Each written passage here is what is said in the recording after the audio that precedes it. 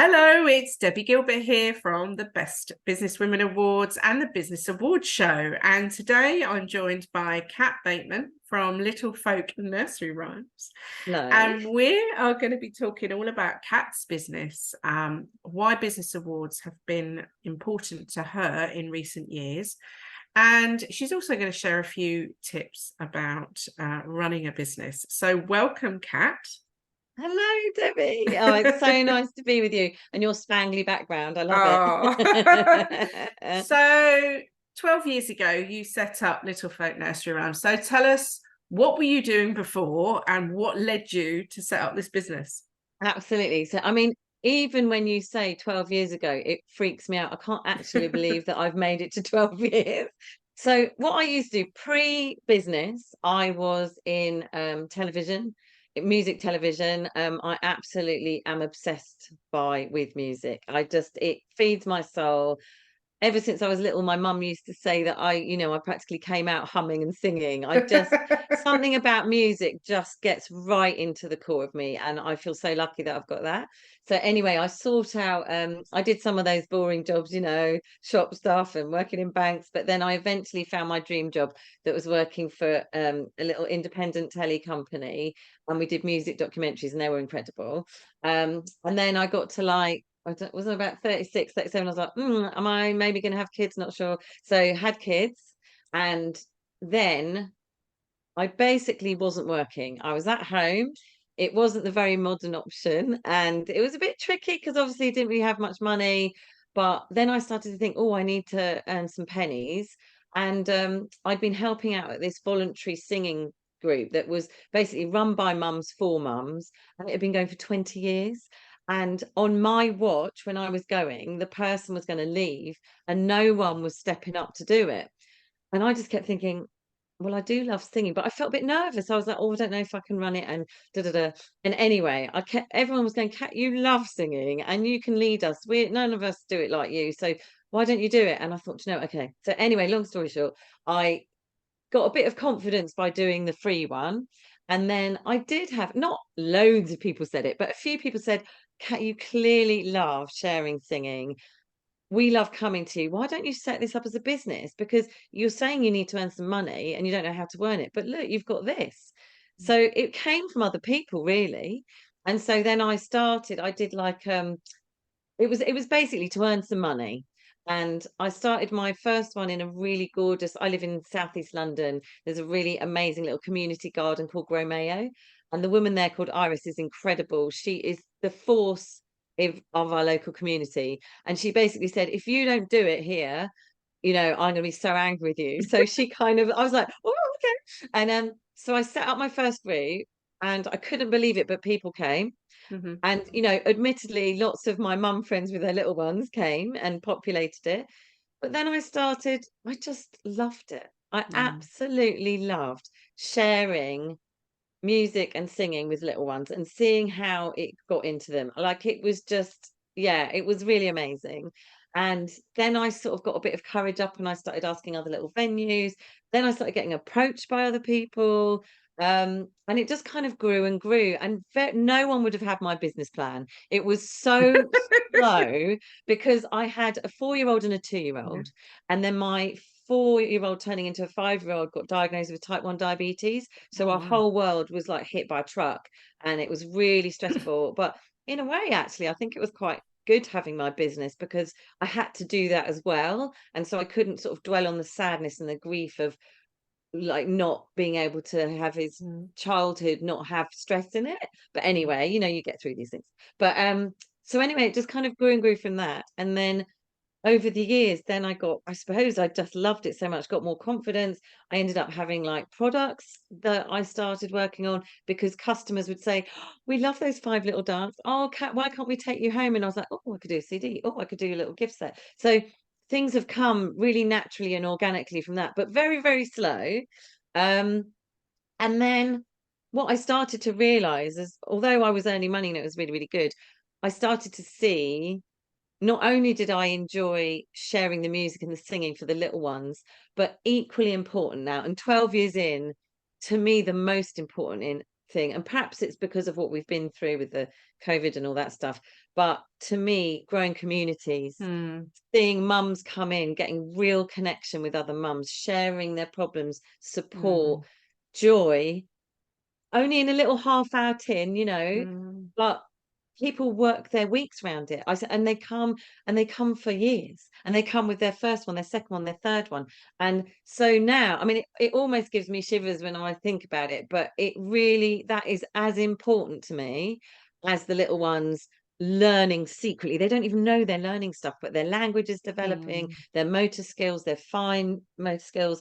Yeah, it's there's just so much going on that I could never have imagined when I first started it off. And actually, I think it might have frightened me if I knew where it was going to go and how important it would be to me. It just started off as like, I need to earn some money. Yeah. But of course, it came from my heart because I adore music. And I do music outside, like I write my songs, and I'm trying to get my own album out there and everything. At 54, oh my God, Oh my I'm God. finally getting there. I'm finally getting there. But so yeah, it came from a passion, like I think a lot of good businesses do, passion to make sure that other people get that joy in their lives. I really believe in it.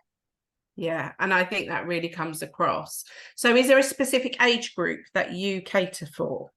Yeah, I mean, I always say 0 to 5 years, because that just seems like that's the sort of the industry standard, really. Sometimes 0 to 4. And what I've always loved about it, because you do see some business, and I don't think there's really a right way or a wrong way, but look, some businesses I see, they section off the teeny tinies, then you have like the middle toddlers, and I do think about that, and I've got some ideas ruminating away. But what I have always done to date is I've thrown them all together, because what I see in front of me, and I've got 12 years to attest to it, is the little ones learn from the bigger ones. The bigger one learn sort of a bit of empathy and sympathy with the little ones. And so kind of love how it's just sort of a natural, it's like being in a little family, isn't it? Like the youngest baby learns from the oldest son, daughter. And I see that play out, and I really like that. I really like the way, you know, if a toddler's rampaging around the room and there's some mums with newborns, we sort of go, oh, now be careful because there's little babies here. You know, I think it's a really good learning Yeah, experience. it teaches them really good life skills. I So think what sort so. of, do you sing a collection of your own songs mixed in with traditional nursery rhymes and traditional children's songs? Well, that's what I should do, Debbie. Thanks for the ideas. No, basically, what I have always done is I've stuck to, there's not so many places that do the traditional nursery rhymes. There's lots of, you know, fandangled, Americanized ones that are all zhuzhy and bushy and background music and stuff like that. And there is a place for that. I don't criticize anyone that's showing music in whatever way you do it. It's absolutely fine by me. But my natural calling is the kind of live instrument, because I think that's just really exciting for little ones. And then live singing. I think there's something very natural and organic, and it's exactly what it is, you know. I do have like a little bit of an amp, because obviously I'm singing every single day, quite often in busy rooms. So to save my voice and vocal cords, I have a little bit of amp, but that's it for the tech. And so I've stuck with the traditional nursery rhymes, because when you look outside, so many people mix so many different things in. I thought, well, sometimes it's nice to have a really simple message, which is, it's the nursery rhymes, it's the old traditional ones that have been handed down from mum to mum to mum to dad to dad to dad. I mean, it makes me so excited that when in my head, I kind of imagine us all holding hands through history. It blows my mind. And so they've all been passed down like the oral tradition, which I just think is amazing. So that's a very special thing to me, and I really feel proud to keep that going. And then I do modern ones as well, because I'm not like, oh no, nothing new. I love it when new ones have come out and they're really good, and they probably have got a bit more of an idea of the educational aspect of a song. And so I think that's important as well, because I obviously want my little ones to learn while they're having fun and singing. So that's an important aspect to me as well.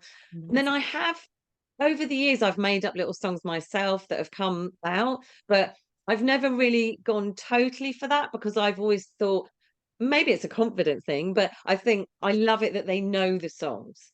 And and the traditional ones, I just like keeping them going. But yeah, there's space for it to grow. I mean, you know what it's like. I have a million ideas a day, and it's like it's trying to hold on to them. It's trying to push them. I get so excited about all the different ways it can still go, even after 12 years. I'm like, I'm going to do this. I'm going to do that. I've got something that I'm working on at the moment that I'm really excited about, and it's stressful and scary. But hopefully, there's something coming soon in maybe January next year. Oh, amazing. Ooh la Okay. la. Ooh la la. So when did awards first sort of hit your radar, and what was your thought process behind entering? So awards first hit my radar when I started, when you get on Instagram and you start seeing what people are doing. Mm. And I really try and use that amazing little square space to talk about my business. I've got my tenets that I like. So I talk about small business, I talk about singing and music, I talk about type 1 diabetes, and also what it's like to be a woman. They're my things that I talk about. I try not to do anything else that's triggering, but I do see that lots of people put stuff on their feed, and I started seeing people do awards, and I actually felt, oh no, that's not really for me because I'm really small business. I'm not a franchise. I just didn't think it was for me, and but then a few people around me started saying, you should go for that. Look how long you've been doing your business and stuff like that. So I think it was about just before the pandemic, actually. I sort of thought, well, let's have a look at this the Small Business Saturday campaign, and I applied for one of those. And actually filling in the application form, I just found really interesting because actually, particularly when I came across you and doing the Best Businesswomen Awards, the questions are really quite delving and deep, and they make you think, and they make you stop and reflect back. And I don't think I do that very often. And I so don't think I many people do. actually, You're not on your own. even if I hadn't even been selected, I actually got, what's that? I said, I don't think many people Oh, it went a do. bit That's the, slow there, Debbie. yeah, it did, Hello? didn't it? I don't think many people do reflect. I think that is the problem. They don't reflect. So Yeah, I don't think you're on your own there. no, they don't. And no, sorry. Yeah, that's it. Sorry, it cut out and I didn't hear. Yeah. Yeah, it was really, really interesting, and it felt like a valuable exercise. It really did. When I finished it all, I felt really like, oh my gosh, I've done actually quite a lot, Mm. and it felt good. So even the precursor to the amazing awards night you put on, I felt really like good. It was a really valuable thing to do. And I would say to anyone, if you're sort of thinking, oh, awards aren't for me, I'm like a little one man band, one woman band, or whatever. Even just doing the application is a very, very useful exercise. So you did Small Business 100 and got picked. And then you Yeah. did the F Entrepreneur I also and got Yeah. picked, I know, which is I couldn't amazing. believe it. And then you did the Small Awards and got Yeah. picked. So tell Yeah. us about the Small Awards.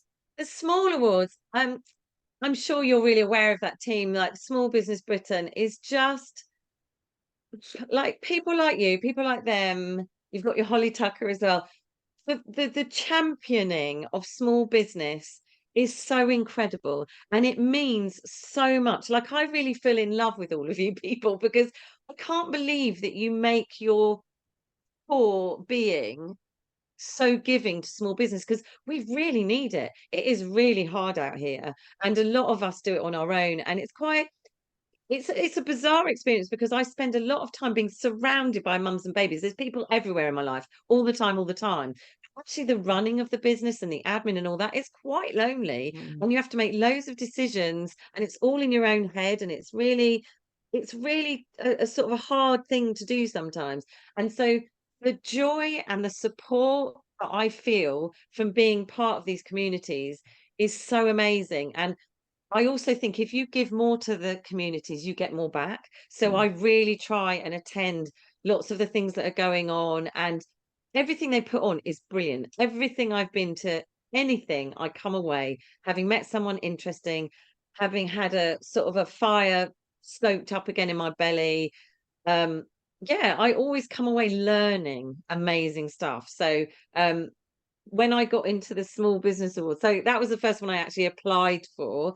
And I got in to be like the shortlisted nominated one, which was really exciting. But the slightly sad thing was it was all online.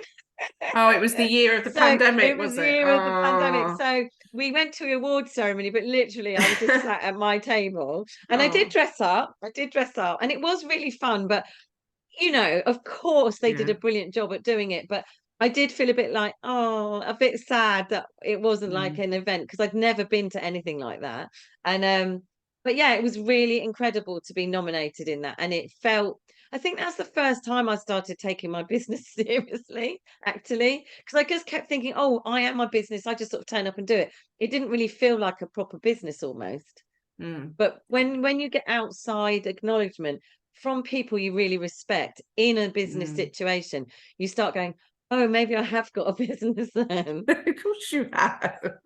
You've got Weird, happy isn't it? customers and you've got a I've got happy business customers. and Yeah. you spread that love. And I think Yeah. sometimes because you clearly love what you do, Mm. and it probably feels like almost like you're just turning up every day doing something that you love. So it doesn't feel like a Yeah. business, which is actually a Oh, yeah, good thing, maybe. really. Yeah, maybe. That's true, actually. I've not really Yeah, thought of it like that. because you have so much passion for it and you love it so Yeah. much. Yeah. Sometimes I've spoken to many entrepreneurs that say to me, it doesn't feel like a business because I love what I do.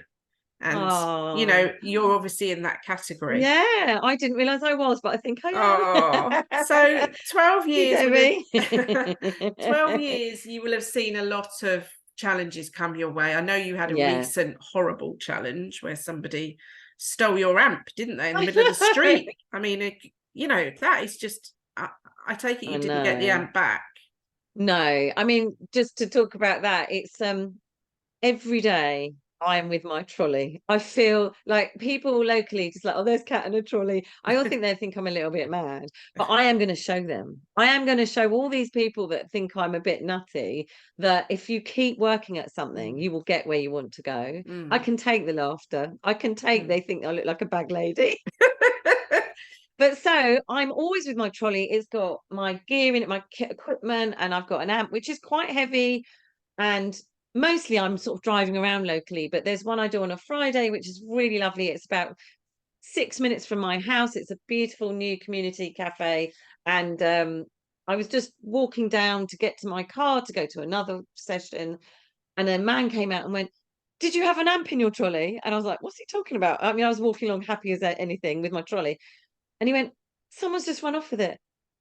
And so while I was walking along, they took it. And I must admit, I had a little cry because it is so hard having your own business. It's Mm, so hard trying to keep the money coming in and not let it bleed out and all the costs and all the expenses. And for someone to take my 250 quid amp just made me feel really sick to my stomach. And of course, I got over it and then I reflected and I thought, well, maybe they really needed some help. So in the end, I thought, well, I'm just going to have to scrape together the money to buy a new one. But do you know what, Debbie? And I think you were one of these people as well. I had so many messages saying, we'll give you money, we'll give you money, we'll give you. oh, And I felt so embarrassed because I wouldn't normally have put that on Instagram, but I think I wanted to share that feeling of being, oh my God, it's so hard. And then you get a slap in the face, but actually keep mm, going. Because I love trying to share stuff with small business people because a mm. lot of small businesses follow me. And so I wasn't going on there to sort of go, oh, woe is No, no, me. no, you But weren't. then what No. actually happened was people offered me money. And I felt so guilty. I didn't accept it. It was incredibly kind of everyone. But what it made me think is the world is such a beautiful place because everyone had my back and they're all like, well, what do we do? What do you need? What do you need? And I just couldn't believe it. So Oh, that was that's it. A horrible thing turned into a really yeah. nice thing. Yeah, and I think sometimes if that something good comes out of it, and I think you Yeah. did put a post up that said something along the lines of, I hope whoever took it uses the money wisely that they get Yeah. for it, something along Yeah. those lines. I hope they Yeah. desperately Yeah. needed it. And Yeah.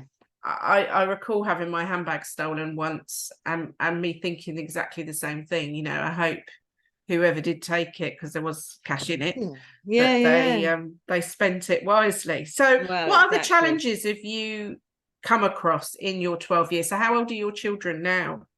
Oh, we are now in teen world. Oh God. 16 and 14 going on 25. Oh You dear. know, I've got one of Hormone those. hell. Hormone hell. Yeah. So, you know, that's definitely a challenge, but they're kind of wonderful as well, Yeah. obviously. You know, Yeah, you of don't want course. me to go on about how much I love them, but they're amazing and kind of a reason why I do what I do, because I want them to see that it is worth doing stuff that other people aren't doing. It is worth following things that might not necessarily look successful at first, but if you like plow on, plow on, plow on, you can get somewhere. Resilience, you know, all Mm. that. So I really like the message that it gives them without me even trying. I'm just doing what I do, sort of thing, and I love them learning from that. But so challenges, I mean, all of us have had so many challenges, we can rack them up, can't we? But so I think, to be honest, I don't think I found it very challenging in the first, so 2011 to sort of 2019, I suppose. It was pretty much trickling along very nicely, Mm, thank you very mm, much. I like, mm. all my classes were pretty much sold out. I had waiting lists. I didn't even know a business could have problems. I I did love I that. did sort of step out of my comfort zone and started doing festivals. So that was very, very Mm, scary, but mm, it was a challenge, but mm, it wasn't something that was forced on me. I sought it out. I was like, I feel like I need to sort of do mm, this next step. But the things that came from nowhere was obviously the when the pandemic came, when lockdown yeah. happened, and overnight, I remember it so clearly, it was something like the 13th of March, and you know, we were all hearing about this, and then with the lockdown, I was like, it suddenly smacked me in the face. Oh, I won't be able to do my job. I won't be able to keep my business going. Like literally, I was just, because I've been worrying about the Mm, kids and stuff like that, and then mhm, it just was zoom, and then I got a phone call from amazing Happity.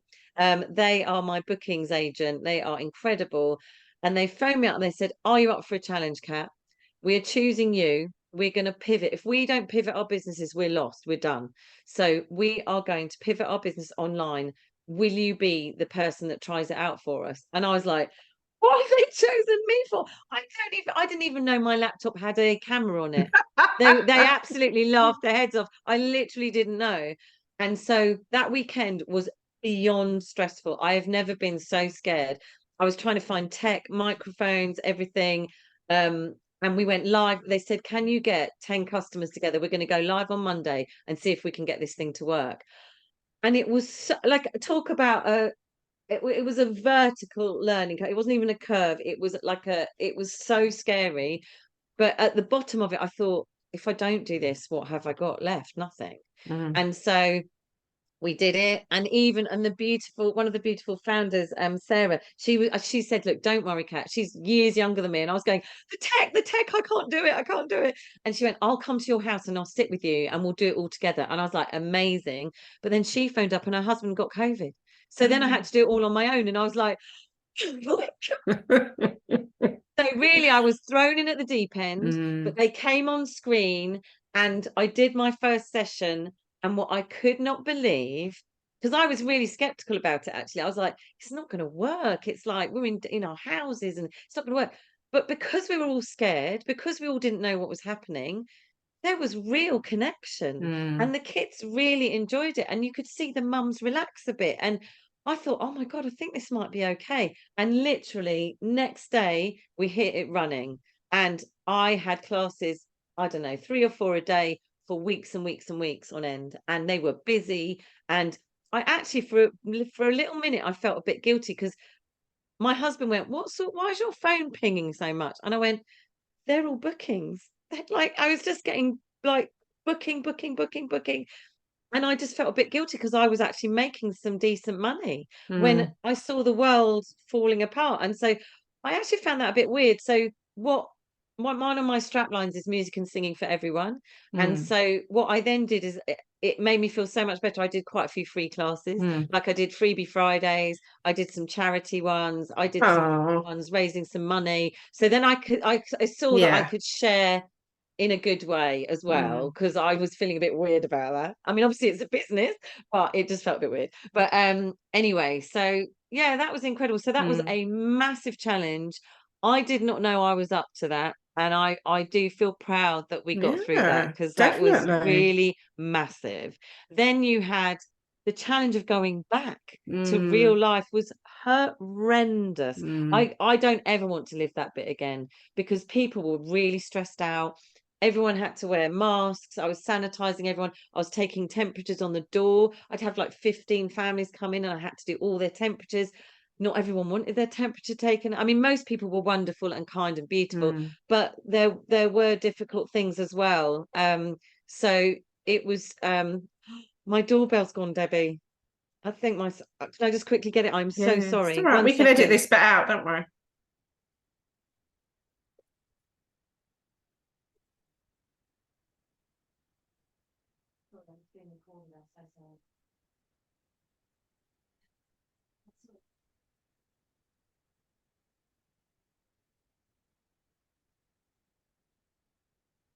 Oh, I'm so sorry about No, that. don't worry. I We'll didn't know edit it. Don't that. worry. Sorry.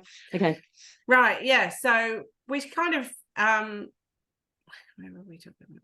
So basically, Yeah, I was so talking about after going. COVID, yeah. So Yeah. after COVID, how did you manage to get everything back to normal? So initially you were obviously doing all the temperature checks and the mask Yeah. wearing, which can be Yeah. quite difficult when it's It singing. was so difficult. And I then had I how long did it take to actually, when would you say things went fully back to normal? Good year later? a good year later, and Mm, in some ways, not. It's still not really there. To be no. totally frank with you, I think what happened is, because there were lots of babies born in COVID, in Mm, lockdown, they almost didn't even know to go out to groups. They sort of missed mm, that whole thing. So mm, whereas I would have had those babies and then they become toddlers and preschoolers, I didn't get that. So I missed like 2, 3 mm, chunks of that sort of customer base. And so it has been, I must admit, an absolute slog trying to find people, because people have changed what they do now. And also then on top of everything, so you had the COVID, post-COVID stuff, and then the cherry on the top, the cost of living crisis. I know, I And know. I really think it's never really hit me as hard as this, but I really believe that small business is such a barometer for what's going on in the economy and in the world. Because I swear to you, the minute the cost of living crisis was kind of announced and it was all going on in the news, within a week I saw it in my figures, like Mm, literally overnight. And people are really careful about what they're spending. So that's been really tough too. And I've seen lots of businesses go under, and it's just so sad. And I've been really worrying about mine, but I'm still here. I'm still fighting. And I think I'm starting to see a tiny little trend upwards again. And I'm really hoping that this is true, because yeah, it has been a massive slog. But mm. it makes you be flexible and think of things outside of the box, think of different ways that you can offer your stuff to your customers, how you can help them save a bit of money on it. And so it even though it's bad, there's still good things about it, because it makes you react to it, and you have to survive. And so it makes you think a bit more outside the box about what you can do and change. Yeah. I did sort of, I sort of pick things up here and there, and what my groups were, my daily sessions, they were kind of like my cash cow, they call it, don't Mm, they? So mm, it was like infallible, money in all the time, it was great. And but then what happens is, if your cash cow changes, which it did because of COVID, post-COVID, and cost of living, you have to look at other ways. And so it's made me be a bit more inventive. I've started doing events where I kind of go, well, obviously there's not the money for people to do every week, but maybe they can come once a month. Maybe they can come to a special event, like I'm building up to World Nursery Rhymes Week. And so last year I tried out, well, maybe I can do some events, I can go into schools, and like it worked. Now, I yeah. don't think I would have done that if my money hadn't been Mm. so dire. Yeah. So, So it's made you be a little bit more innovative on what you're yeah, doing, really. exactly. Yeah, And yeah. I think as well, as your children grow, because they're still dependent on you for school Mhm. holidays and after school. I mean, I certainly found when my youngest turned 16, over a 2-year period, my business quadrupled. And I think what that's I'm really because, praying. well, I'm it really will praying do, for. because you're more flexible, and you Yeah, can start to expand the business in a way that you necessarily can't I'm so do so excited for that. easily when Yeah. you're having to be at school gates at 3:30 or be at home Yeah. during those sort of times. Exactly.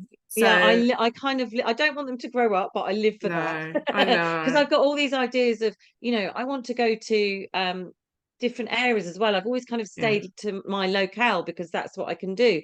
But when the gloves are off and I can go anywhere, Mm. I'm really excited to see what I can do with it. And I've already got plans. I know what I'm going to do with it. So I'm really excited to see where that can take it. So you play the guitar, don't you? Am I right? Yes. So Yes. would you expand it through working with other musicians, perhaps mums themselves that are musicians that would look to deliver your product, Exactly, your exactly. program?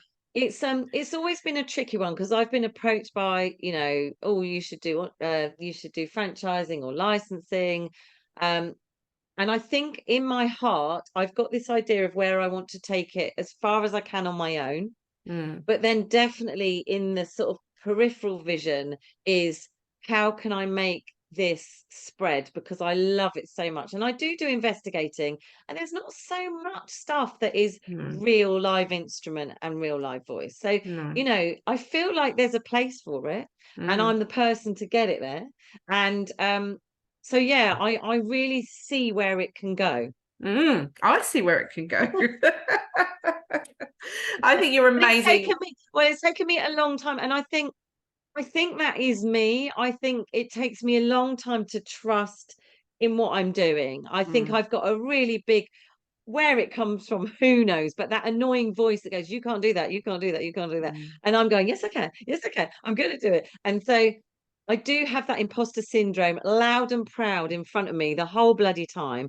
But I am learning, this will go on to some of my tips and tricks in a bit, but mm, I'm learning to not listen to that so much and trust what I've done so far, mm, and that mm. this person will see it through. I'm Oh, trying to start thinking like that because it doesn't come naturally to me, that for some no, reason. I don't but know that's what why. makes you you and makes you such an incredible entrepreneur, really. That there isn't one size fits all with good entrepreneurs. We're all different. So, is there any Yeah. other tips that you want to pass on? Yes, because I am all for sharing. Mhm. I think when you go to these events and you network and everything, I cannot believe how generous people are with what they've learned, and I truly want to reflect that as well, because it doesn't hurt you to share, Mm, stuff. And even if it's someone within my industry, it's like we're all different people. We all do it in a different way. So you may give them the tips and tricks, but they may do it in a different way. So I mm, think it's really important that we all share and help each other because it's bloody hard. mm. So when I was thinking of them, the first one to me was never, ever, ever, ever, ever give up. No. Literally, if you're not in it, you're not going to be in it. And so I think that has been my, just don't give up, even if you feel a bit wobbly about it and stuff. Just always go, I'm not giving up. So that's really easy. You just have that through the core of you, like Brighton Rock. And then what was my next one? My next one was time to think.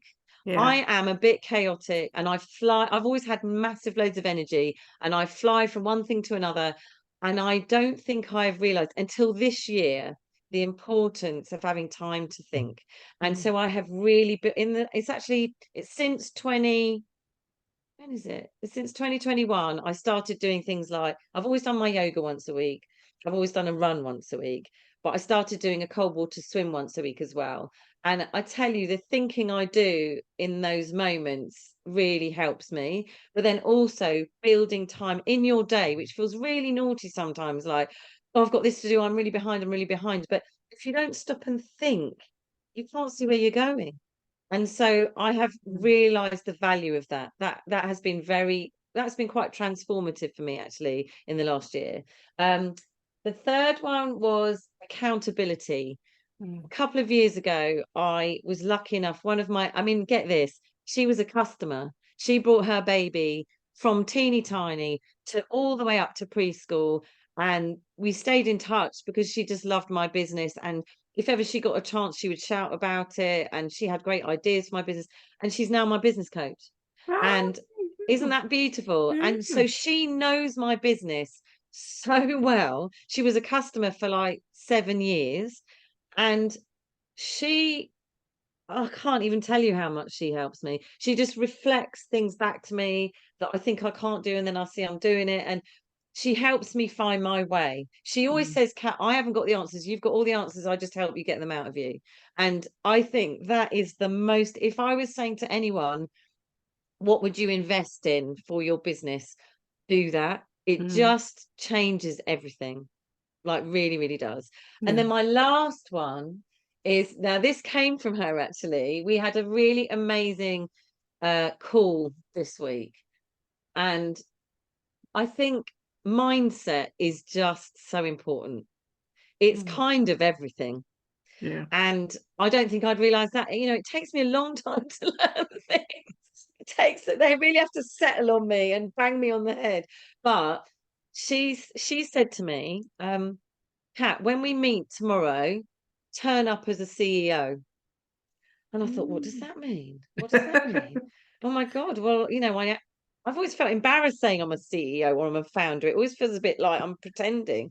And I tell you what, it just changed everything, because what I found is it diffuses all the emotion in your decisions. Yeah, It diffuses the fear.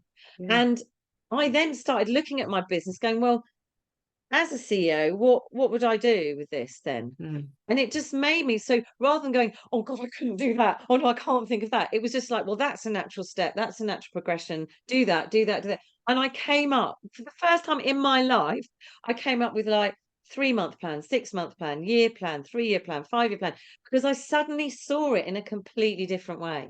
mm. So That's good. Yeah. I would say that is an incredible tool to just talk to yourself in a different way. Yeah, I totally agree. And I think what you've shared is really valuable advice for anybody. And, it doesn't matter the size of your business. We've always said it's about the difference that you make. And Yeah. actually, it's not always about high profits and us thinking, oh, if I'm a CEO, I've got to have 100 staff and, be Yeah. turning over millions, because Yeah. actually you are a founder of a very successful business and you make such a difference to so many families, Don't get so me. many children. And who knows, you may be inspiring the next Ed Sheeran in the future. Who Well, knows? do you know the amount of people I see? I mean, this blows my heart and my mind.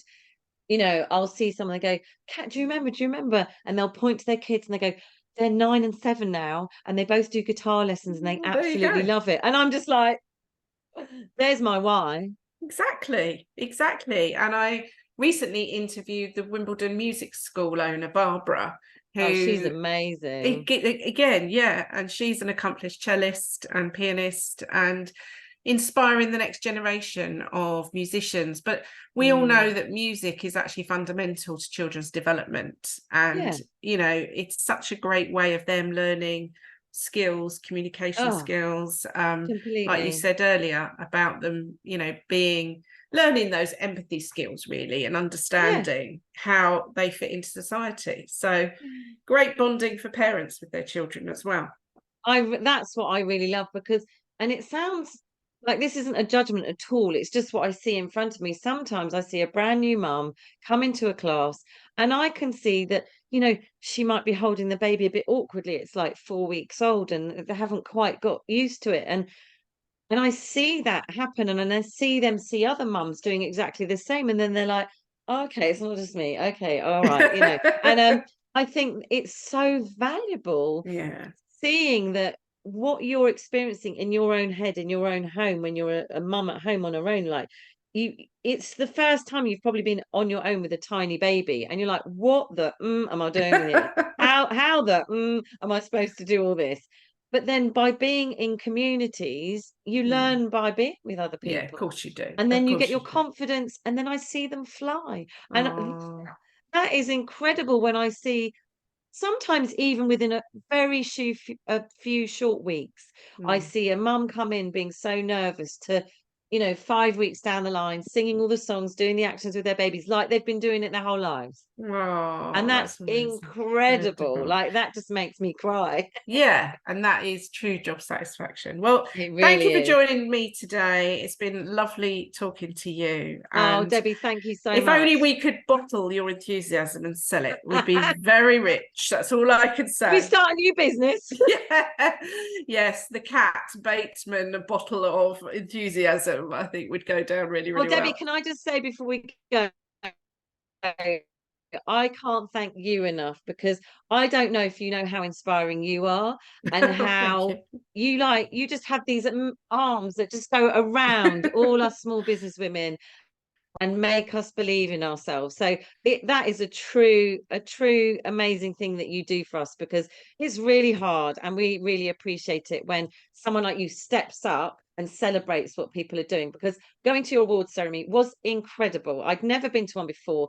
It was a joyous occasion, and being in a room where everyone felt like, oh wow, we've done something good to get here. Mm, You know, that needed bottling, that feeling, because we all felt amazing. good. Well, that's what we strive to achieve, that if you get selected for one of our awards, you get recognized for that selection, Yeah. you know. And Yeah. it's important that people feel that they have accomplished something, because you know, at the end of the day, we're all slogging away doing what we're doing, and we don't Yeah. have a sort of boss to tell us that we've done well or that we're doing No. all the right stuff. So getting external validation from a panel of business experts is the next best thing, if not even better, actually. Well, actually, do you know, that was one of the reasons, because I've been pushed to do lots of different awards, but I couldn't really cope with all the oh, you've got to get your votes in, you've got to tell people No, to vote for yeah, you and stuff like that. votes. No. I just thought, I can't do that. But when I saw that you were a panel of people that have run their own business, so they know how hard it is,